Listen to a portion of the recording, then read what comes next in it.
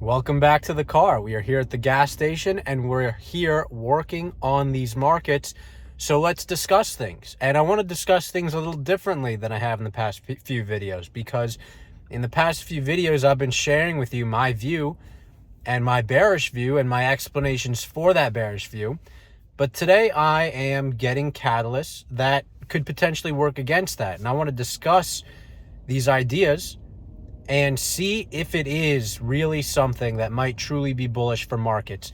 And what am I talking about? I'm talking about the Fed Vice Chair and Fed Harker talking about the same idea that many other Fed members have talked about in the past, but nobody's really ready to commit to entirely yet. And that is the idea that the Fed might pause at the next meeting, but not call it a pause, call it a skip.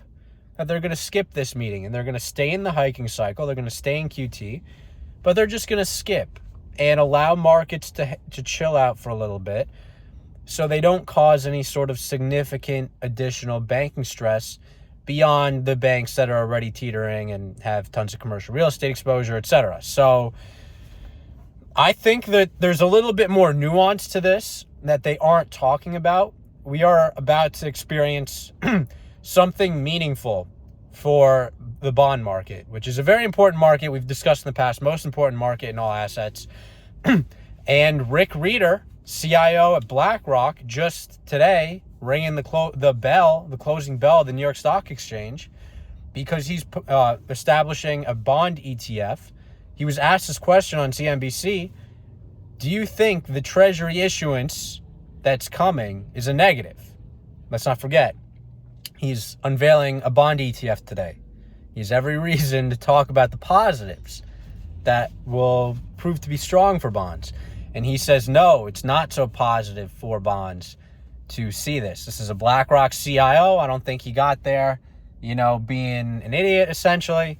I think this is a pretty smart guy, at least is thinking about what he's talking about. I'm not saying he's always right or anything, but I tend to agree. When you increase supply, it's not necessarily good for prices. And I think that's going to be the case this month. We are going to see an increase in supply of bonds, and I think it's not going to be good for prices. Now, we've obviously seen a pullback in yields the past couple of days, but let's stay focused on the Fed.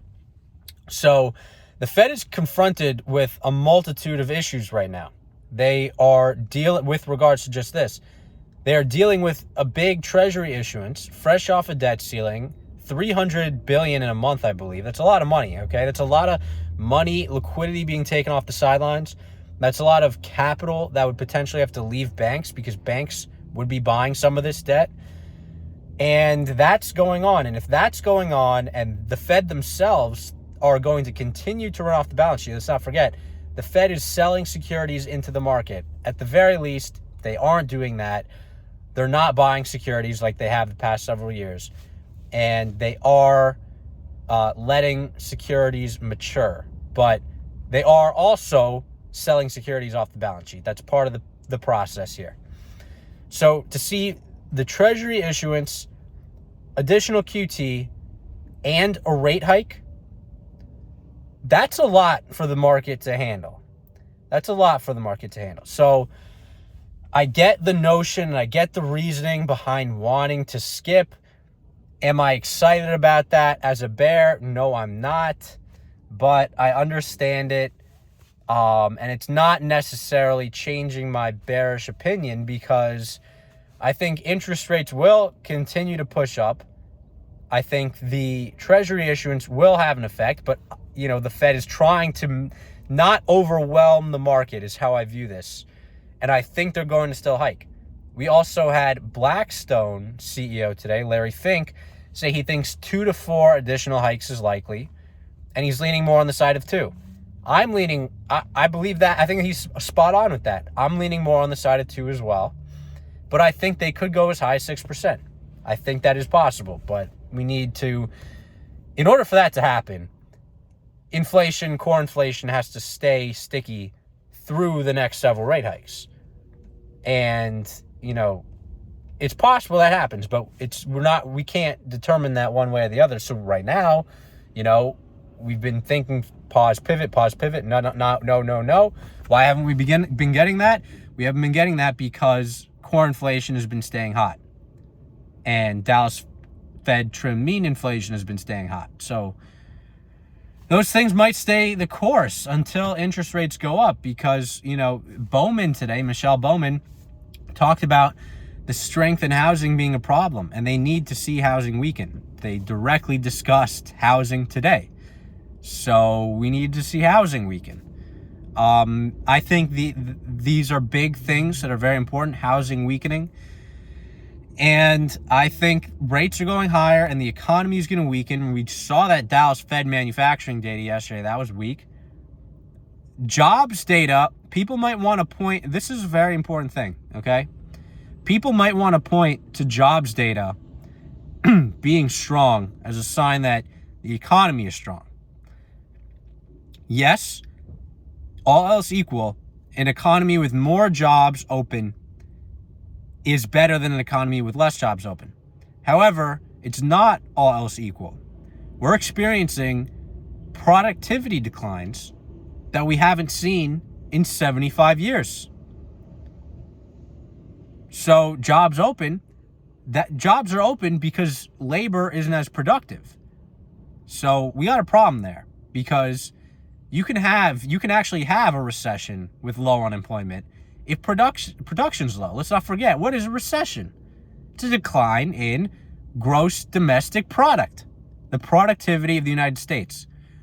So if worker productivity, labor productivity is going down, you can still have strong jobs and a recession. So I think this is important to note. Yes, if the Fed skips a meeting, that probably isn't so great for the bears. Okay, at least in the short term. But in the longer run, it honestly changes nothing. It really does not change anything, assuming the terminal rate is going to be higher. And that's the thing. A lot of people were hoping for a real pause. It seems that real pause, yet again, is taken off the table. Both the people who talked about skipping a meeting today said it's not the peak in the terminal rate. So we consider all of that. Let's not be so binary, rate hike, rate pause, whatever. I like this more nuanced approach because I think that's what the market needs. I think the market has been extremely binary. Company beats earnings, everything goes up. Fed says one thing, everything goes up. And it's only been binary to the upside. It's like when we get something negative, it doesn't move. So that's my spiel today. So that's today's video. Thank you for watching. We'll talk tomorrow. And until then. Oh, wait. One more thing I want to talk about. Oil prices. There's been a big decline.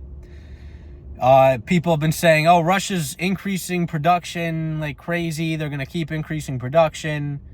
OPEC isn't going to cut. Well, I don't know what's happening. I don't know what's the truth. I'm not inside Russia's head or, bin Salman's head or anything.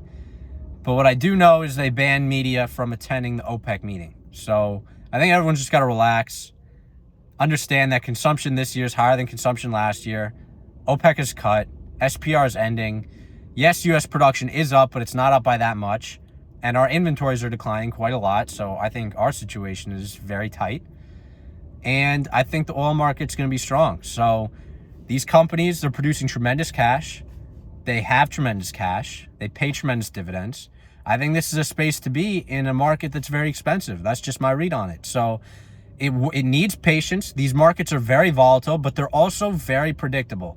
They're very predictable in the long run. So my prediction is the market remains strong. I'm not saying prices are going to go to $200 a barrel, but I think they're very predictable in the long run. And there's a very clear trend of inventory draws. So, and consumption is higher than it was last year. EIA recently has increased their consumption forecast. So I think we just got to be patient. You really do have to be patient in these markets. You got to let your thesis play out. You have to accept volatility in stocks. That's what it is. That's why stocks aren't bonds. Bonds pay you a fixed rate every month. And for a very long time, up until just a few years ago, people would do 60% bonds or 60% stocks, 40% bonds to be able to stomach that volatility. So just some notes to think about. That's today's video. Thank you for watching. I'll talk to you guys tomorrow. Until then, peace out.